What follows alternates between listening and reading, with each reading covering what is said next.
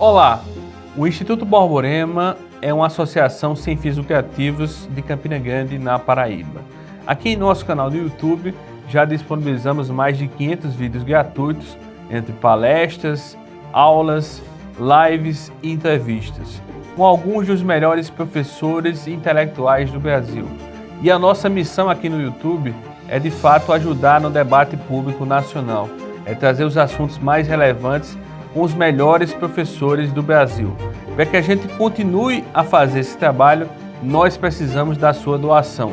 Seja no nosso site, no link que está aqui na descrição, com a sua doação recorrente, ou no nosso Pix, pixborborema@gmail.com. Isso aqui não é uma propaganda para alavancar absurdamente todos os nossos recursos, mas é de fato um apelo real e verdadeiro que a gente precisa de mais doações do que a gente tem recebido hoje para manter esse nosso conteúdo gratuito aqui no canal no YouTube. Então, se você gosta do nosso trabalho, peço que você faça a sua doação de qualquer valor.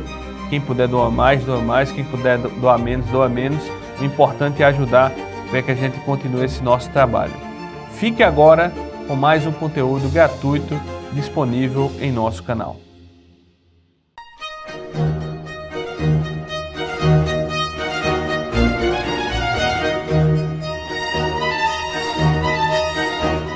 Queria agradecer o convite ao Instituto Borborema, para que está realizando esse evento aqui tão especial sobre Gilberto Freire, que é um intelectual muito completo, um dos mais interessantes assim, que o Brasil já teve, e um intelectual muito atual.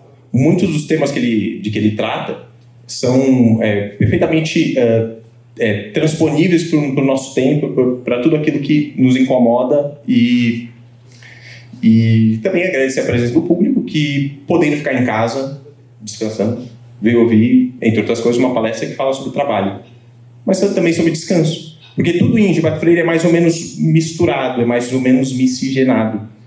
Então, quando ele traz elementos da história do Brasil, ele traz também elementos de antropologia do homem brasileiro, e também de sociologia, e sempre com uma síntese literária, a síntese do estilo do próprio Gilberto Freire, que é um dos grandes estilistas também da língua portuguesa. E é muito provável que vocês já tenham ouvido a expressão sociedade do cansaço. É uma expressão que está mais ou menos em voga de alguns anos. Ela é o título de um livro, de um filósofo sul-coreano chamado Byung-Chul Han. É um filósofo sul-coreano, é uma coisa que também descobri recentemente que existia. Aparentemente ele escreve em alemão, e escreveu esse livro para basicamente denunciar que estamos todos muito cansados. Todos cansados de pensar o tempo inteiro sobre trabalho e de viver numa espécie de ritmo que talvez não seja tão natural ao ser humano. A tese do Byung-Chul Han é de que, até pouco tempo atrás, até o século passado, até o século retrasado, a gente vivia numa espécie de sociedade do tipo de obediência, com seus muros, as suas fábricas, os seus patrões mandando de fora e olhando de cima. E agora ele diz que não é que o patrão deixou de existir, mas, de certa forma, nós incorporamos esse patrão, esse estímulo para trabalhar, e, por mais que, por vezes, deixemos o lugar de trabalho, não é como se o trabalho ficasse lá. O trabalho, de certa forma, nos acompanha e está sempre ali com a gente, mesmo nos domingos, mesmo durante os jantares, mesmo enquanto a gente está descansando ou querendo descansar. E o Byung-Chul Han diz que isso se deve ao tipo de sociedade do desempenho, sociedade da performance, que as pessoas basicamente começam a sentir uma espécie de culpa por descansar, por ter um ócio. Essa é a tese do Byung-Chul Han. E o Gilberto Freire, nos anos 70 já, ele deu uma resposta que pode ser trazida, que pode dialogar perfeitamente com essas preocupações. E que, de certa forma, estão ali no contexto da era industrial que a gente vive já passando aí na modernidade, num sentido muito diferente de trabalho que não era o do homem medieval. E quando a gente estuda um pouco da era industrial, da Revolução Industrial, normalmente o que aparece é que ela foi basicamente possibilitada pela invenção e pelo desenvolvimento da máquina a vapor. Porque o homem basicamente podia delegar o trabalho que antes necessitava das mãos dele para uma máquina que produzia mais e, de certa forma, num ritmo que possibilitou uma criação de riqueza nunca antes vista. Só que o Gilberto Freire cita um historiador chamado Lewis Mumford, que é um historiador inglês, que no começo do século passado ele publica um livro em que ele defende uma tese um pouco diferente, de que, na verdade, a invenção-chave da era industrial não é a máquina a vapor. É um objeto com que vocês andam, com que eu ando, e que é difícil, francamente, muito difícil a gente viver sem ele, que é o relógio. O relógio não é uma coisa que existiu sempre. O relógio é uma invenção relativamente recente na história humana. Porque pensem vocês, o homem medieval, ele tinha uma relação com o tempo que era sempre ligada a experiências que ele vivia. Ele almoçava quando tinha fome, ele tomava água quando tinha sede, ele trabalhava enquanto estava claro, descansava enquanto estava escuro.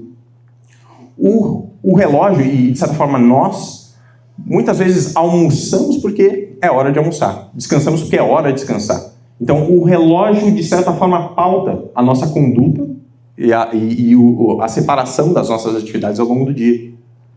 O curioso é que o relógio não foi uma coisa inventada por um comerciante num chão de fábrica. Ele é uma invenção dos mosteiros beneditinos.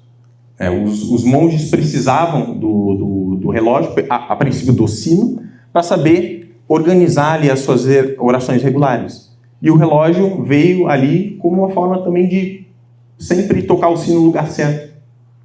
Então, toda a atividade do homem passou a dialogar diretamente, a se harmonizar com o relógio e não mais tanto com a vida. Claro, ao sino houve dois tipos de resposta, digamos assim, civilizacionais. Houve a resposta do norte da Europa, que são os ingleses, são os holandeses, são, de certa forma, os franceses também, principalmente por influência ali da reforma protestante. É aquilo que vai gerar depois o que o sociólogo Max Weber vai chamar de a ética protestante do trabalho. E esse relógio que se associa diretamente à necessidade de produção, de trabalho, que passa a ordenar a vida em função de uma atividade econômica, ele acaba, claro, traz muito desenvolvimento para a sociedade, contribui para o progresso da sociedade, mas ele acaba também se convertendo naquilo que Benjamin Franklin, que é um dos fundadores dos Estados Unidos, chama de imortalizou numa frase que é a do "time is money", o tempo é dinheiro. Então vejam que antes o tempo era uma coisa que se vivia, que se existia no tempo e que acompanhava o homem em tudo aquilo que ele fazia. Agora o tempo virou uma espécie de coisa que se gasta e que se mede, um tipo de abstração que acaba enquadrando o dia do homem e que ele, para corresponder a isso, ele organiza toda a sua existência em função do relógio. Mas não foi a única resposta. Houve uma outra, que é, de certa forma, a nossa, de certa forma, do nosso tipo de civilização, que é a do mundo ibérico. A resposta ibérica ao sino, ao relógio, ela não mudou muito. Ela continuou bastante vinculada às datas comemorativas, aos momentos de ir para a missa, de fazer a procissão, de fazer a novena, de rezar.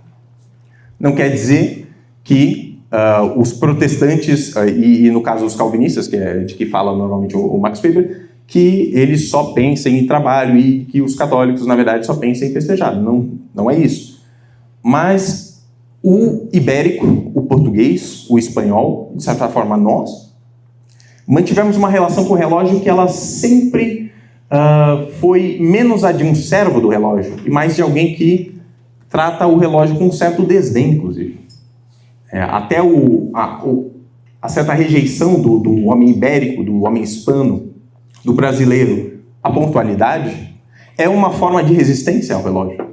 É um modo de se comportar de tal forma que o homem mantenha um pouco da sua dignidade e que ele consiga separar o momento do trabalho e o momento do ócio e um momento de festejar e um momento de trabalhar de forma mais ou menos organizada. E Gilberto Freire é um grande teórico assim, dessa característica do ibérico. Ele é um grande investigador do que constitui esse homem ibérico, do que ele é, do que ele foi e do que ele continua sendo. Porque, e aqui eu não falo exatamente do Gilberto Freire, que é o mais conhecido, que é o Gilberto Freire do Casagrande Senzala, o Gilberto Freire que, aos 32 anos, publicou esse grande livro que mudou, basicamente, os estudos sociais, mudou, basicamente, a nossa forma de ver a história brasileira como uma fusão razoavelmente harmônica, não totalmente harmônica, mas razoavelmente harmônica, entre o europeu, o negro e o índio. É um grande teórico da nossa sociedade miscigenada. Mas o Gilberto Freire de que eu pretendo falar é o Gilberto Freire tardio. É o Gilberto Freire de 2 livros, como o Além do Apenas Moderno, que é de 73, e o Brasileiro Entre Outros Hispanos, que é de 75. Nesses livros, ele se põe, de certa forma, contra o culto da modernidade, o culto da rapidez, o culto da eficiência, o culto de que só tem valor aquilo que o homem faz enquanto alguém que está ali para produzir. E ele diz que, contra isso, ele propõe um homem paramoderno, alguém que absorve aquilo que a modernidade tem de bom, mas que nunca se desvincula daquilo que é o seu passado, daquilo que é a sua história e também daquilo que é o seu presente. Porque o que ele enxerga de problema no homem moderno é justamente que ele está constantemente sacrificando o seu passado e o seu presente em função de uma espécie de futuro que será melhor, será materialmente melhor. O ibérico, para o Gilberto Freire, é aquele que menos se deixou seduzir pelo mito do progresso, pelo mito de que as coisas vão ser necessariamente melhores. Agora, por que o ibérico tem, de certa forma, essa resistência não exatamente ao futuro, mas a determinado futuro, a um tipo de futuro muito específico, que é aquele que associa o trabalho necessariamente a uma prática que garanta a salvação do homem. O ibérico não entende as coisas assim. Ele entende que existe tempo para o trabalho, mas que o trabalho não necessariamente é tudo que existe na vida. Então, e ele tem uma formulação muito interessante para o brasileiro, porque o brasileiro ele é, de certa forma, um hispano, sim. Ele obedece a esse tempo ibérico, que é essa forma de lidar com prazos, com a vida também, de viver a vida mais devagar. E muitos criticam o ibérico por ser uma espécie de povo atrasado, por ser uma espécie de povo que é difícil trabalhar. Mas ele diz que isso é absolutamente errado. Porque o ibérico, ele valoriza o ócio, mas ele não necessariamente detesta o trabalho. Ele simplesmente sabe que na vida, como, aliás, a igreja sempre proporcionou, existem momentos para tudo. Existe um momento do trabalho, existe um momento da oração, do lazer, do ócio. Agora, por que o ibérico é dessa forma? Por que ele se comporta... Porque ele é um insubordinado em relação ao relógio. E aí a gente tem que voltar um pouco para a formação específica ali do homem da Península Ibérica, do espanhol, do português. Porque vocês devem saber que Portugal e Espanha foram por bastante tempo dominados ali pelos mouros, pelos árabes, pelos muçulmanos. Então, o espanhol e o português nunca tiveram a noção de que eles eram europeus puros. Eles sempre se conceberam como europeus mais ou menos heréticos, no sentido de que o valor mais importante para eles era o seu caráter de cristão, e não o de europeu. E até por isso, Gilberto Freire vai dizer que a colonização, especificamente ibérica, ela foi, de certa forma, mais bem sucedida na mistura dos povos, de uma forma menos harmônica, menos segregada, justamente porque o ibérico sempre teve uma noção de tempo que era mais ou menos conforme a dos próprios índios, a dos próprios negros. Então, eles se entendiam por conta disso. E quando você compara, por exemplo, a colonização dos Estados Unidos, a colonização francesa, sempre são sociedades mais ou menos hierárquicas, mais ou menos segregadas, em que você tem um valor europeu que se pretende como superior e um valor não europeu que está ali simplesmente para aprender e não tem nada a contribuir. O português não foi assim. Não foi assim no Brasil, não foi assim nas Índias, não foi assim na África. Ele se permitiu influenciar também por esses valores não europeus, porque o valor preponderante para ele era o seu caráter de cristão e de servo do rei. Não quer dizer que a colonização foi simplesmente para converter pessoas, e também foi para isso. Só que tem as preocupações econômicas, tudo isso existe, tudo isso existiu, tudo isso continua existindo. Mas o ibérico sempre valorizou a sua condição, pelo menos sociológica, de cristão. E, por conta dessas relações de proximidade com os mouros, com os árabes, com povos distintos, ele se conservou, ao mesmo tempo, o mais cristão no sentido sociológico, não no sentido de conteúdo da fé. Não quer dizer que o português e o espanhol sejam mais cristãos no sentido de ter mais fé do que os ingleses, do que os outros. Mas ele, pelo menos, se entendia, se ele fosse preservar um valor, seria esse, né? De puxar as pessoas ali para a igreja e para o reinado de Portugal, em segundo lugar. De certa forma, tem um possível defeito na forma ibérica de conceber as coisas. O Sérgio Buarque de Holanda, que é também um intérprete do Brasil, no Raízes do Brasil, ele vai dizer que o brasileiro não é, ao contrário de muitos outros povos, um tipo de povo que se realiza por meio do trabalho. É uma coisa meio difícil assim, de entender a princípio, porque as pessoas trabalham bem, não são menos competentes do que os outros povos. Mas parece que o sentido da vida do ibérico nunca está exatamente no trabalho, está no que ele faz para além do trabalho. Então, de certa forma, o modo como ele se relaciona com o trabalho é em função do ócio que ele vai conseguir depois, com o tempo que ele vai passar com a família, com o tempo que ele vai passar com os filhos, que ele vai passar celebrando um pouco da vida com os amigos e tudo. Então, isso, de certa forma, pode ser confundido, às vezes, com uma espécie de indolência, mas Gilberto Freire vai dizer que não é isso. Que o ibérico, na verdade, ele tem um sentido da vida um pouco mais equilibrado, pelo menos a princípio. Mas eu comecei essa palestra dizendo que nós estamos cansados. Byung-Chul Han diz que estamos cansados e, de fato, estamos, pelo menos, com uma certa dificuldade de descansar mentalmente. Parece que a gente está o tempo inteiro se preocupando com produtividade, com trabalhar mais, menos tempo, produzir mais. E, de fato, estamos cansados e o tempo ibérico não está nos socorrendo desse jeito. As nossas preocupações com o ócio, o bom ócio, o ócio criativo, o ócio que não é um puro estar à deriva, sem fazer nada, com tempo livre. A concepção de ócio de Gilberto Freire, aquilo que ele diz que o brasileiro, aquilo em que ele diz que o brasileiro concentra suas energias, é um ócio no sentido de estar mais presente naquilo que faz, de achar um tempo para rezar, para comer, para dançar, devagar. O ibérico nunca se convenceu desse culto à rapidez e à eficiência que normalmente é associado aos países como os Estados Unidos, como ingleses, tudo. Mas não quer dizer que ele trabalhe menos, que ele trabalhe pior. Ele só tem as coisas, pelo menos, um pouco diferentes na cabeça dele. E nunca se deixou convencer exatamente de que o tempo é só dinheiro, né? E existe um filósofo alemão, filósofo católico, chamado Joseph Pieper, que ele é um ator que desenvolve alguns dos temas que são muito comuns ao Gilberto Freire. A própria definição do ócio.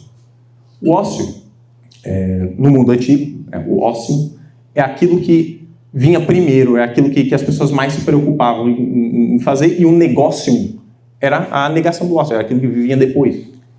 E a modernidade meio que inverteu esses papéis, meio que delegou, transformou o ócio, o bom ócio, o ócio criativo, um momento de rezar, um momento de estar com a família, numa espécie de servo do trabalho. Você, na verdade, não descansa nem no domingo, porque no domingo você tem tá preocupado com o que você vai fazer na segunda. E, no fundo, você nunca consegue exatamente desligar. Está sempre com ideia de produtividade, de ser mais, de ter um desempenho melhor.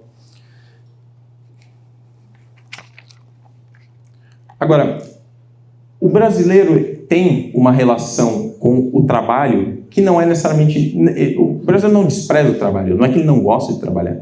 É que ele tem, por conta dessa valorização maior do ócio, ele tem uma relação mais, digamos, impessoal, mais técnica. Eu faço aquilo porque eu devo. Eu faço aquilo bem porque eu devo fazer aquilo bem. Porque é, inclusive, uma obrigação moral minha. Porque é o trabalho que garante que eu possa passar um tempo com a minha família. É o trabalho que permite com que eu possa ficar lendo aqui meus livros, vendo a minha série, vendo o cinema e coisa e tal. Tudo isso está meio que a serviço do ócio. Agora, Gilbert Frey defende, ou pelo menos está elogiando a preguiça. Ele diz que, na verdade, o brasileiro tem mesmo que sair assim, do trabalho e simplesmente ir para a rede e deixar de trabalhar. Não é isso.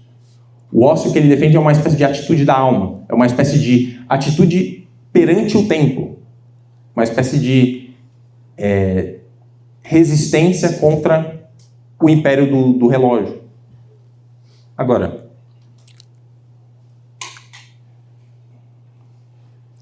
por que isso é atual? Por que a gente está falando disso? Por que isso é tão importante? Falar do ócio, né? Beleza, pode ter sido uma coisa importante ali para o brasileiro se relacionar com os índios, pode ter sido muito importante. Mas por que isso é, de fato, relevante para nós? Nós trabalhamos porque precisamos, não trabalhamos necessariamente porque, muito esporte. Ele diz no livro Além do Apenas Moderno, de 1973, que a crescente automação das coisas, o fato de cada vez mais a gente ir deixando as nossas tarefas, o nosso trabalho para as máquinas, vai, de certa forma, forçar as pessoas a se preocuparem mais com aquilo que elas fazem depois do trabalho, com o modo como elas pensam no lazer. Não quer dizer que seja para todo mundo, não quer dizer que seja algo necessário, mas pelo menos grandes contingentes assim, de pessoas vão ser forçados a pensar no trabalho porque boa parte das tarefas antigas você acaba podendo delegar para as máquinas. Você tem uma crescente despersonalização do trabalho. E o caso limite disso, qual que é? O da própria inteligência artificial. A inteligência artificial não deixa só que a pessoa transfira os trabalhos braçais assim, para a máquina.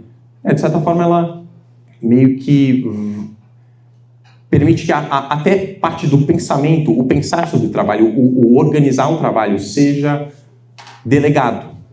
Então, não é que as pessoas vão ter mais tempo livre, mas elas vão cada vez mais ter de se defrontar com aquilo que elas fazem depois do trabalho. Não quer dizer que elas vão necessariamente usar bem desse tempo.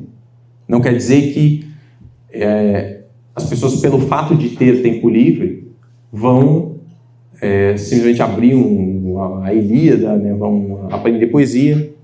Então, de certa forma, até para o ócio, é preciso que a gente tenha uma certa educação. É preciso que seja formado para o ócio. Porque se o valor do ócio está sempre subordinado ao trabalho, ele vai ser logo recolonizado por ideias de produtividade e desempenho de novo. E daí estamos cansados novamente. Ou também, quando a pessoa tem um tempo livre, mas não tem a formação necessária para aproveitar desse tempo livre, o que ela vai ter é o tigrinho, é a droga, é o entretenimento tosco que nada acrescenta. Então, de certa forma, é preciso que as pessoas tenham Gilbert Frey diz que os antropólogos devem começar a pensar numa espécie de antropologia do lazer, da sociologia do lazer, o modo como as pessoas vão ali se comportar cada vez mais. E alguém pode dizer que talvez isso seja muito bonito, mas não seja para todo mundo, seja uma coisa de rico. Quem é o aristocrata, ou a pessoa que vive de renda pode simplesmente ficar ali na sua biblioteca lendo, mas o povo, no final das contas, precisa trabalhar. Só que o ócio não é necessariamente, como a gente disse, não é uma quantidade de tempo livre que você tem à disposição.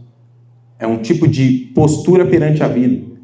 É você ter o tempo certo para, inclusive, manter parte daquilo que é próprio à dignidade do homem, né? Que é contemplar, que é rezar, que é se formar.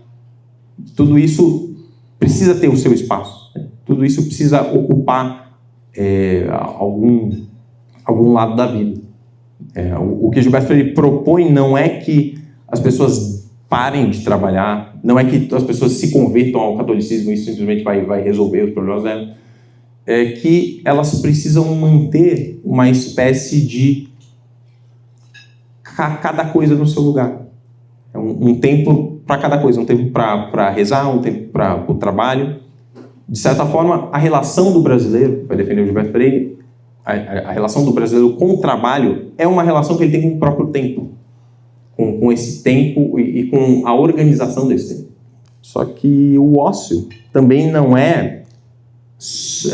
ele não se restringe só a essa forma de gastar o tempo. O ócio, ele tem a sua raiz no próprio culto. As pessoas têm ali o mandamento de guardar os dias de festa. Isso faz parte do ócio. As pessoas se dedicarem a reservar um tempo para celebrar os seus santos, as suas festas de santo, as suas procissões, a sua missa. Inclusive, São Tomás de Aquino vai dizer que a incapacidade para o próprio ócio é um pecado contra o terceiro mandamento, contra o descanso na mente em Deus. Porque Deus fez a criação, mas ele descansou ao final. Porque é preciso existir um tempo para contemplação, é preciso existir um tempo para ficar ali num estado de descanso, de espera, de paciência, né? De uma forma de lidar com o tempo que seja saudável, inclusive, para o modo como o homem produz, como ele vive a sua vida. Agora, por que estamos cansados, então? Estamos cansados, de certa forma, porque essa nossa forma específica de lidar com o tempo, de ser brasileiro, de ser ibérico, ela foi, em grande parte, soterrada por preocupações que não são nossas, preocupações que vêm da cultura de massa, que simplesmente nos são sugeridas pelo contato com a televisão, com a internet, e a gente acabou assimilando uma ideia de produtividade que nem necessariamente é a melhor e nem necessariamente é a única. Então, até porque preocupar-se o tempo inteiro em ser produtivo não garante que você vá produzir algo de melhor. Não garante nem que você vai ganhar mais dinheiro. Então, o Gilberto Freire diz que você tem que tentar reservar ali um tempo para participar dessas festas, né? Dedicar-se ali a um estudo e à própria formação do homem. O Chesterton no Ortodoxia, ele diz que ele passou a vida inteira procurando ali procurando as grandes verdades da vida, né? Procurando as grandes respostas para a vida dele no mundo inteiro. E quando ele chegou, assim, na maturidade, ele chegou na terra onde ele já estava, na tradição de sempre, naquilo que ele já tinha aprendido de criança e esqueceu. E, de certa forma, nós temos aqui, no Brasil, especificamente em Campina Grande, uma grande festa de São João, porque o modo como o brasileiro se relaciona com a fé sempre foi muito vinculado a essas festas de santo, sempre foi vinculado a procissões, sempre o modo como ele se relaciona com a fé tem espaço para isso. E Gilberto Freire, ele quer que as pessoas retomem isso, porque de certa forma elas serão obrigadas a retomar um pouco desse tempo ibérico. E esse tempo ibérico, de certa forma, oferece uma resposta a esse tipo de preocupação que as pessoas têm de produtividade o tempo inteiro, mas simplesmente servindo de contrapeso ou de um elemento de equilíbrio para esse ritmo meio maluco, né, que a gente vive hoje.